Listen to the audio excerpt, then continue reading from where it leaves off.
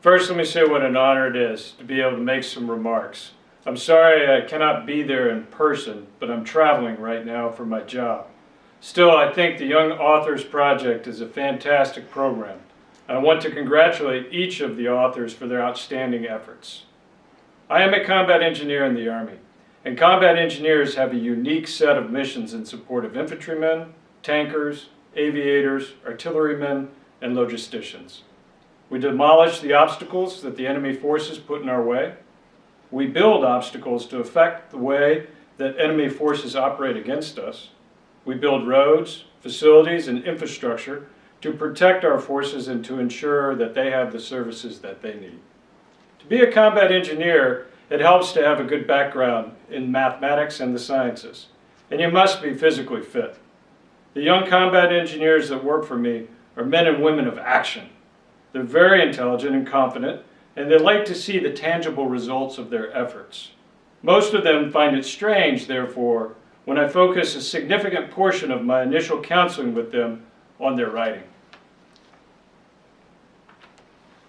When we conduct our physical training together in the gymnasium, my young combat engineers like to load up the weight bars with several 45-pound plates and knock out several repetitions of exercises like the bench press, the shoulder press, and the squats.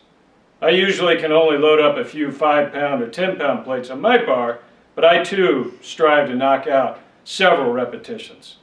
We're all trying to build up our strength and endurance so that our bodies will be able to respond to the physical rigors of our job.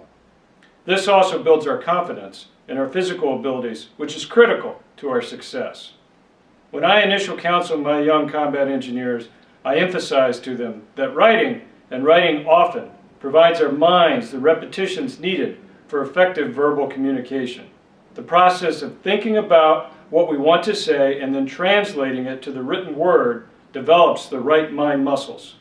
It is these mind muscles that we will call on during times of stress to verbally communicate what we must do when we do not have time to write it out.